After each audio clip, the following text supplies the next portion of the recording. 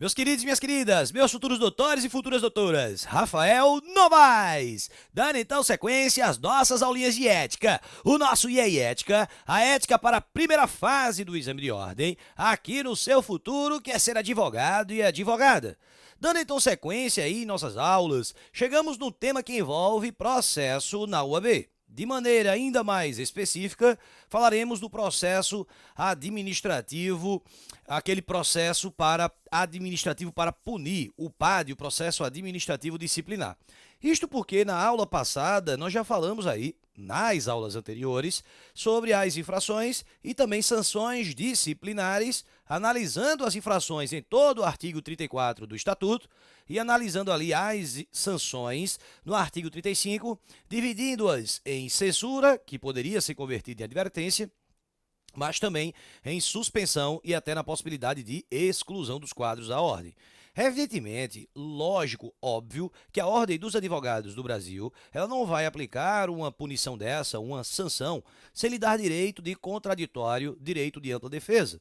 Em outros termos, se a própria Ordem dos Advogados do Brasil constitui uma das instituições que mais brigam pelo seu direito de se defender, lógico que para os processos dela, ela também não vai fazer algo diferente. Ela vai, na verdade, tentar dar todas as oportunidades possíveis para que, então, esse advogado ou advogada possa se proteger e demonstrar que não praticou aquela infração disciplinar ou, pelo menos, não praticou com aquela intensidade que teria sido relatado, que teria sido levado.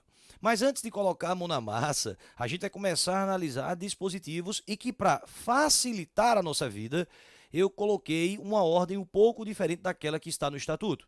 Lhes digo por quê. Se você estuda apenas o Estatuto nesse momento, você não vai conseguir entender processo disciplinar. Do mesmo modo, se você estuda só o Código de Ética, também não vai conseguir compreender.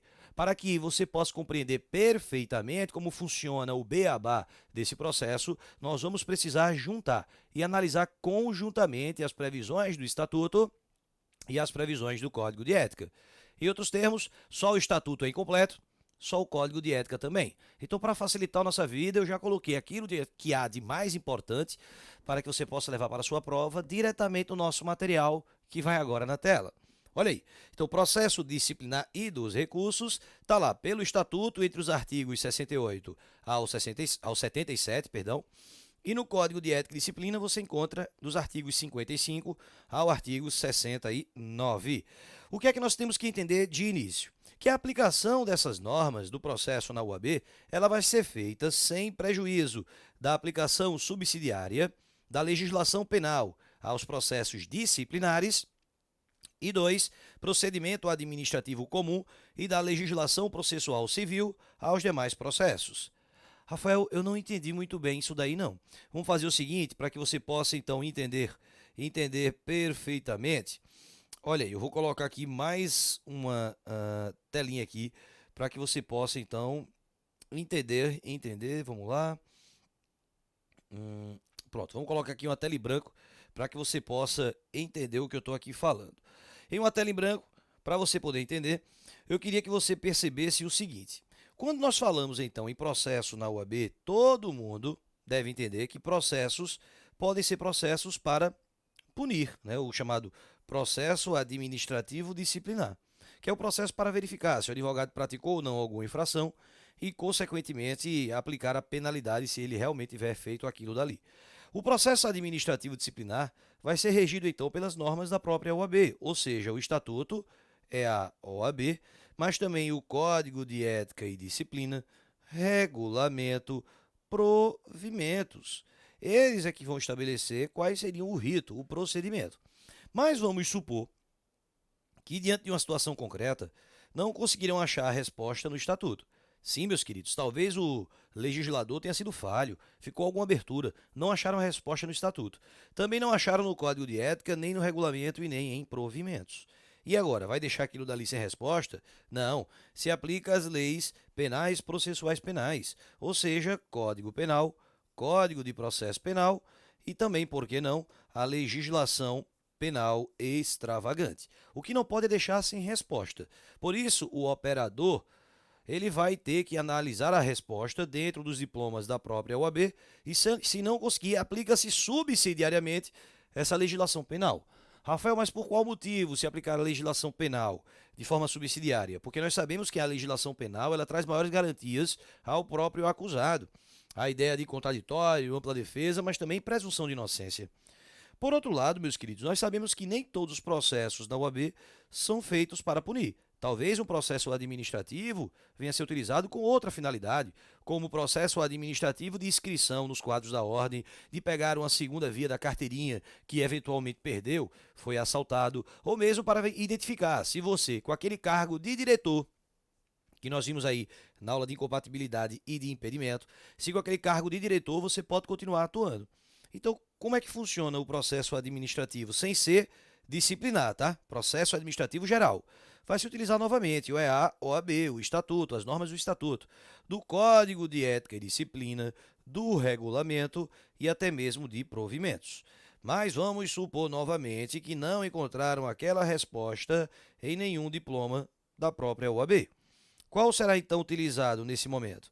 Aí ele diz, utiliza então as normas gerais do processo administrativo comum ou então a norma processual civil, o novo Código de Processo Civil. Então o que ele está afirmando é, tenta achar a resposta dentro dos próprios diplomas da UAB. Se não conseguir, aí você aplica. Subsidiariamente, para o processo administrativo disciplinar, que é aquele de punir, se aplica as leis penais. E, subsidiariamente, para o processo administrativo comum, se utiliza as leis normais do processo administrativo e, se não for possível, a lei processual civil. Simplesmente assim que funciona, é o que diz o dispositivo, legislação penal aos processos disciplinares e procedimento administrativo comum e legislação processual civil aos demais processos. Padronização de todos os prazos em 15 dias, necessários para a manifestação de advogados, estagiários e terceiros, nos processos em geral da OAB, incluindo a interposição de recursos. Nós sabemos que uma das coisas que o advogado mais sofre no nosso país é com a pluralidade de prazos. É um prazo para o direito previdenciário, é um prazo para o direito penal, é um prazo para o direito tributário, é um prazo para o direito trabalhista. E advogado que perde prazo, ele é logo taxado de incompetente. Então, para evitar essa situação, nos processos da própria Ordem dos Advogados do Brasil, padroniza, coloca tudo em 15 dias para não ter problema, para que aí os advogados possam, então, advogados e estagiários, se manifestarem sem problema, sem perigo de perder esse prazo. Padroniza tudo em 15 dias. A grande questão é, esse prazo inicia-se quando? Vem comigo. Ele traz ali, primeira situação, comunicação por ofício ou notificação pessoal, o prazo será contado a partir do dia útil imediato ao da notificação do recebimento. E se for publicação na imprensa oficial, o prazo inicia-se no primeiro dia útil seguinte. Rafael, eu não entendi, foi nada. Pois é. Vamos lá. Primeiro, ele foi comunicado por ofício ou então notificação pessoal. Aí ele diz dia útil imediato. Rafael, dia útil imediato seria amanhã? Não, gente. Se ele foi notificado nesse dia, e esse dia é dia útil, já é o dia útil imediato. Rafael, bicho, não estou entendendo. Imagina que hoje é uma segunda-feira. Segunda-feira ele foi notificado pessoalmente. Não é feriado nem nada. Quando é que começa o dia útil imediato? É agora, imediatamente, é a própria segunda-feira. Já começa a correr o prazo dele. Então, cuidado, se a notificação ela for por ofício ou pessoal, é o dia útil imediato, é hoje, é agora. Por outro lado, se for publicação na imprensa oficial, aí sim, o prazo inicia-se no primeiro dia útil seguinte. Se então a publicação foi feita na imprensa na segunda-feira, o dia útil seguinte vai ser a terça-feira, né? Então começa na terça. Então cuidado, se for por ofício ou notificação pessoal, é naquele mesmo dia, se for, claro, dia útil. Agora, se for publicação, é no dia útil seguinte. Então cuidado com isso, que eu já vi aluno se perder aqui. Mas o prazo, repito, é o prazo padrão de 15 dias. Falando então no processo disciplinar, o Estatuto e o Código de Ética determinam que a regra, a competência para o processamento e julgamento caberá ao Conselho Seccional em cuja base territorial tenha ocorrido a infração, que pode ou não ser aquele que o advogado tenha sua inscrição principal. Nós já falamos aqui sobre os tipos de inscrição, presta atenção, caramba, e aí ética. Vê, imagina então que você tem a sua inscrição principal em Pernambuco, vamos supor. Sua inscrição é em Pernambuco. Mas você foi advogar lá no Rio Grande do Sul. E você praticou uma infração disciplinar lá no Rio Grande do Sul. Qual será então o conselho competente para lhe processar? Pernambuco, onde você tem a inscrição principal, ou Rio Grande do Sul, onde você atuou? A competência vai ser do Rio Grande do Sul. Barbaridade, tchê. Por quê? Porque se você realizou a infração lá reúne maiores elementos para identificar aquilo que o advogado praticou. Então, quem vai ter o poder para processar o advogado será o Conselho Seccional do Rio Grande do Sul, a UAB-RS. Mas vem cá, e para punir o advogado? Qual será então o conselho competente? No meu exemplo, RS, Rio Grande do Sul, ou PE, Pernambuco? Seria então Rio Grande do Sul também. Também, muito cuidado. E aí, ética, porque ele falou processamento e julgamento. Muitas vezes a prova vai fazer essa pegadinha do malandro. A prova vem com aí você, e aí ética. Simplesmente a prova vai falar que quem processa é onde praticou a infração, mas quem vai julgar é onde ele tem a inscrição principal. Ao pombo, porra! Não, cuidado. Quem processa e quem julga é onde praticou a infração. Ou seja, no meu exemplo, lá no Rio Grande do Sul. Eventualmente a gente vai falar de uma situação específica de suspensão preventiva. Daqui a pouco eu prometo que eu falo. Mas nesse contexto, o que eu quero que você entenda é que quem vai processar e julgar é onde o Conselho Seccional de onde ele praticou a infração. Que pode ou não ser onde ele tem a inscrição principal. Se fosse Pernambuco, seria Pernambuco mesmo, mas sendo Rio Grande do Sul, no meu exemplo, vai ser lá o Rio Grande do Sul. Porém, olha aí. Entretanto, se a infração for cometida perante o Conselho Federal, aí, meu amigo, aí não dá para discutir. Caberá a ele o poder de punir. O Conselho Federal fica lá em Brasília, né, Rafael? Nós vamos falar aqui dessa estrutura toda. Ocorrendo decisão condenatória irrecorrível, o Conselho Seccional processante, no meu exemplo, foi o Rio Grande do Sul, comunicará o respectivo Conselho Seccional em que o advogado tem inscrição principal, no meu exemplo, Pernambuco, para que registre os seus assentamentos, ou seja, vai identificar se foi uma censura, se foi uma suspensão ou até mesmo uma exclusão. Então, Rio Grande do Sul comunica a Pernambuco, o conselho em que ele praticou a infração comunica onde ele tem inscrição principal. E como é que começa um processo? O processo poderá ocorrer de ofício. De ofício? Sim, quando o conselho obter informações sobre o fato através de fonte idônea ou em virtude de comunicação da autoridade competente. Muito importante isso, porque ele fala de estatuto, mas a resposta está no código de ética, tem que fazer a simbiose, tem que fazer a junção. Vamos lá. Ele está determinando, então, que o próprio Conselho Seccional, a UAB, ela pode dar o pontapé de ofício. Não necessariamente tendo sido ali alguém que procurou a OAB, mas sim ela começar um processo disciplinar contra o advogado. E de ofício ele pode acontecer de duas formas. Se alguma autoridade notificar a OAB, oficiar a OAB. Lembra aquele exemplo que eu comentei? Você já fez o que tinha que fazer lá no fórum, aí você está andando no corredor, eu vou para casa agora descansar, eu vou assistir minha série do Netflix, eu vou mais tarde para a academia, eu vou sair com a gata, vou sair com o gato. O juiz abre a porta do corredor, olha para você e pergunta: você é advogado? Você é advogada? Aí você respira fundo e tem vontade de dizer: sou protozoário. Mas não pode. Você sabe que não pode, que é infração disciplinar. Aí você diz: sou excelência.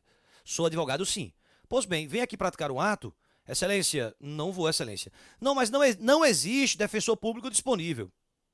Problema, excelência, eu não vou. Você tem algum motivo justificado?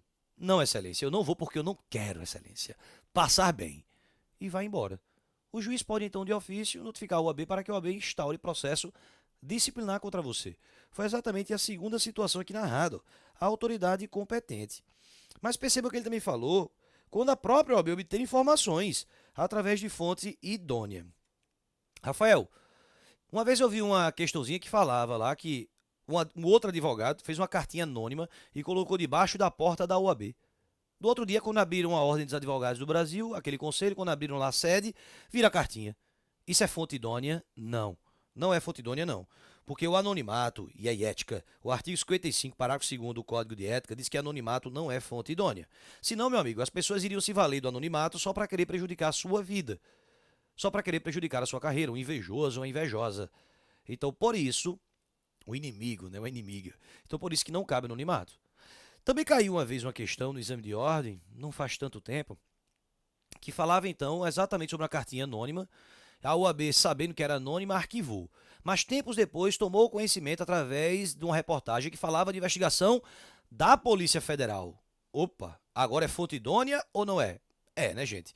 Uma reportagem e principalmente uma investigação da Polícia Federal. Então o OAB instaurou de ofício. Então cuidado, de ofício, quando ela obter informações através de fonte idônea, não cabendo anonimato, e também mediante requisição de alguma autoridade competente. Mas também pode começar mediante representação. E aí vale a observação: qualquer interessado poderá formular representação perante o presidente do Conselho Seccional, eu vou lhe explicar isso, ou subseção, por escrito ou verbalmente, identificando-se e narrando os acontecimentos que ensejariam a infração disciplinar em conjunto com provas existentes. Em outros termos, qualquer pessoa pode, então, apontar e falar que um advogado ou uma advogada praticou uma infração disciplinar.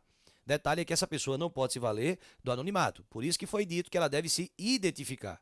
E um outro detalhe é que não é apenas advogados, porque também já caiu em prova que somente advogados poderiam, então, dedurar, representar contra outro advogado. Claro que não, qualquer pessoa. Cliente ou não, transeunte, qualquer pessoa, gente. Pode levar aquilo ali ao conhecimento da OAB, mas não cabe, repito mais uma vez, o anonimato. Pode então narrar os fatos de maneira verbal, e aí um funcionário da OAB vai lavrar termo, ou então já levar tudo escrito. O outro detalhe é que você pode apresentar então isso perante o presidente do Conselho Seccional ou da subseção. Eu sei que nós ainda não falamos de organização, mas eu preciso que você entenda isso. Cada Conselho Seccional corresponde a um estado. Então existe o Conselho Seccional Pernambuco, Rio Grande do Sul, Rio de Janeiro, Paraíba, Bahia, São Paulo. Representa o estado, o Conselho Seccional. E nele existe um presidente. Presidente da OAB de Pernambuco, Rio de Janeiro, Bahia, São Paulo, Rio Grande do Sul, Rio Grande do Norte, Sergipe. Existe, portanto, um presidente em cada Conselho Seccional desse. Maravilha. Beleza. A questão é, geralmente, a sede desses conselhos seccionais ficam na capital. No Ceará, fica em Fortaleza. Em Pernambuco, fica no Recife. Em São Paulo, fica em São Paulo. Na Bahia, fica em Salvador. Imaginemos então que um advogado praticou uma infração no interior desses estados. Nos 600 e não sei quantos quilômetros de distância. Se uma pessoa tiver interesse em representar contra ele, imagina essa pessoa ter que se deslocar até a capital, pegar um avião, um carro, um ônibus, para poder denunciar um advogado e voltar. Talvez isso seja muito desgastante. Vou não, deixa para lá. Ou seja, impunidade. Então, para evitar essa situação, o Código de Ética estabelece que também seria possível representar ou perante o presidente do Conselho Seccional ou subseção. Rafael, mas o que é uma subseção? Nós também vamos falar. A subseção é a descentralização da OAB, é a interiorização da OAB, é a OAB ter pequenas sedes em municípios que estão longe da capital. Geralmente é assim que funciona. Pode ser inclusive mais de um município, como nós falaremos. Então imagine aqui o cenário em Pernambuco para você poder entender o que eu estou falando.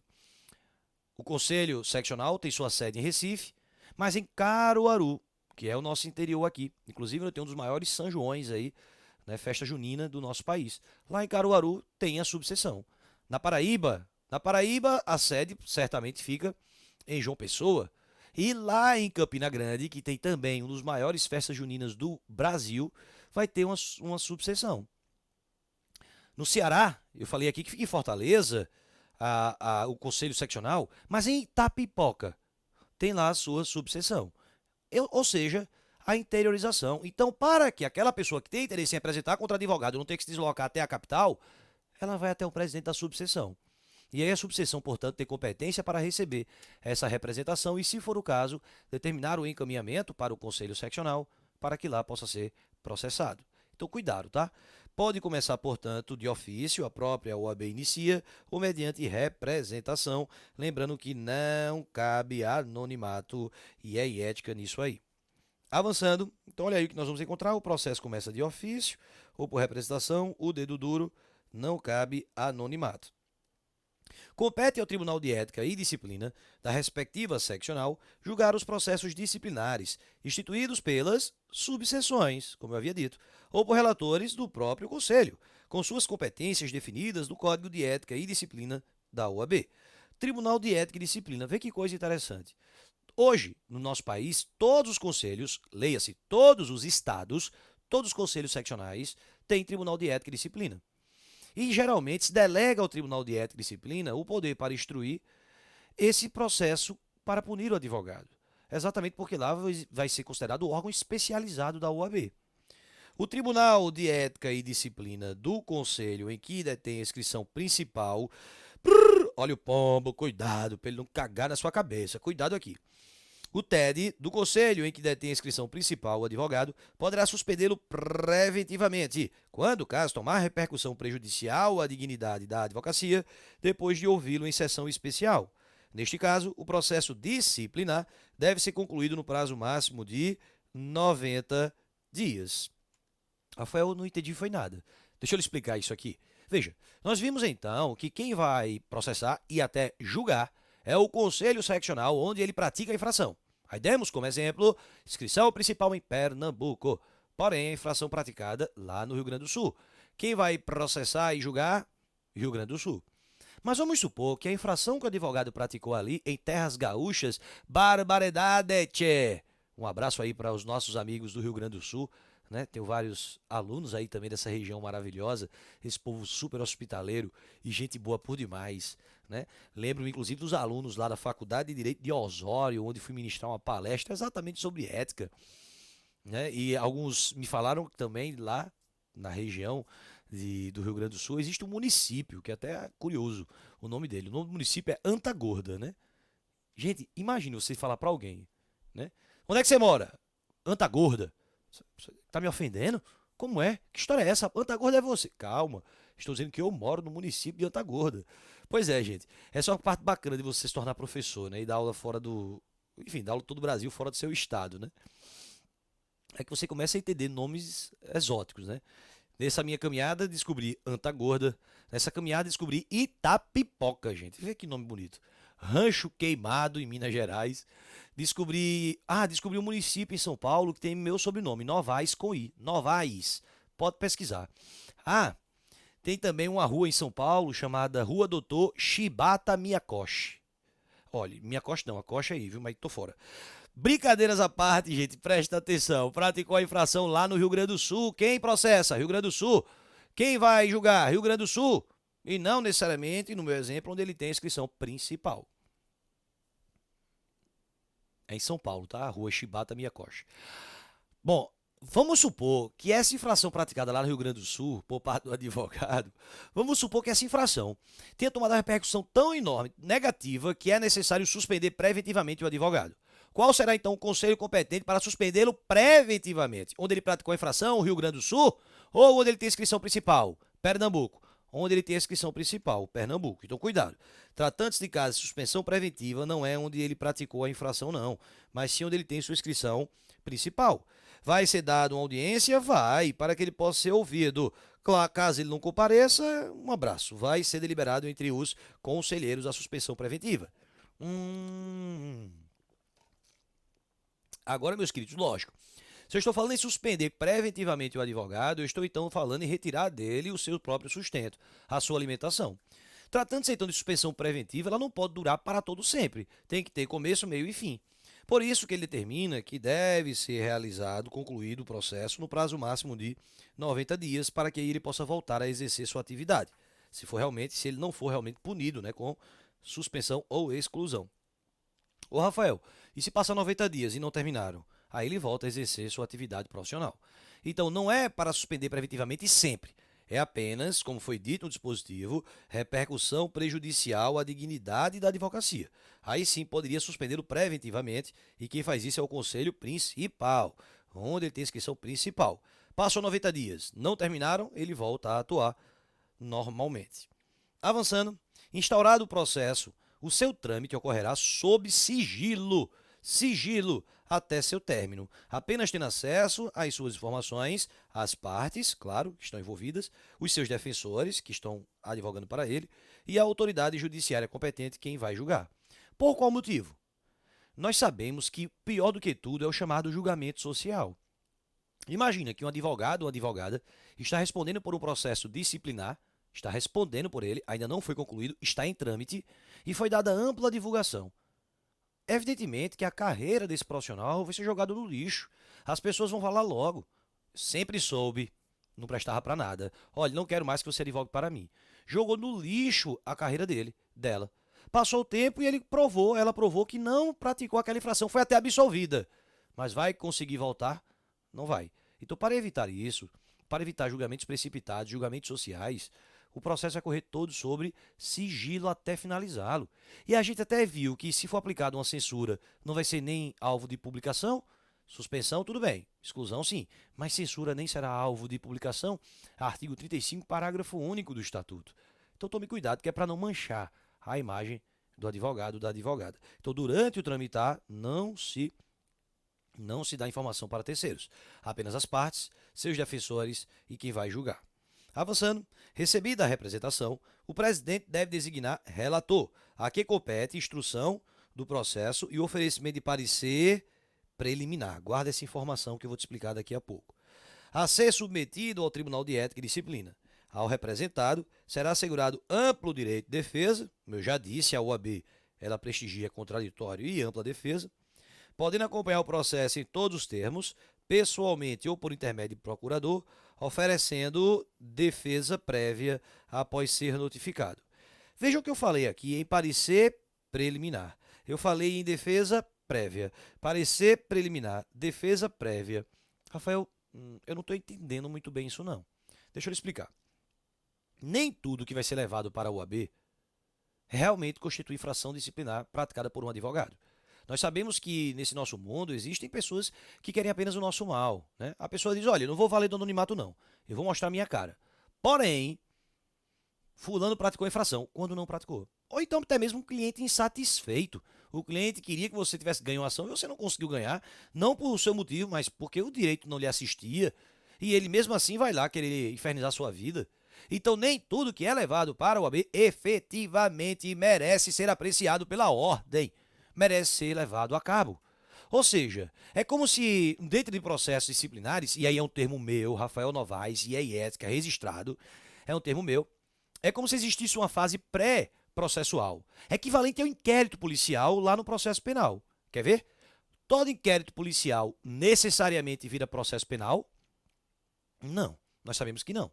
É a mesma coisa aqui. Nem toda representação vai necessariamente virar processo. Por isso existe a fase pré-processual. Por isso que vai ser dado um parecer prévio, defesa prévia, para que então o relator daquele pré-processo olhe e diga: presidente da OAB, isso aqui é um cliente insatisfeito. Meu voto é pelo arquivamento. Presidente, os indícios estão fortes, presidente. Eu acho que ele realmente praticou. Meu voto é pelo processamento. Aí sim, se o presidente concordar, é que viraria processo. Eu vou colocar aqui o carro na frente dos bois e vou antecipar aqui um slide para que você possa entender. Olha aí, ó. É como se fosse um pré-processo.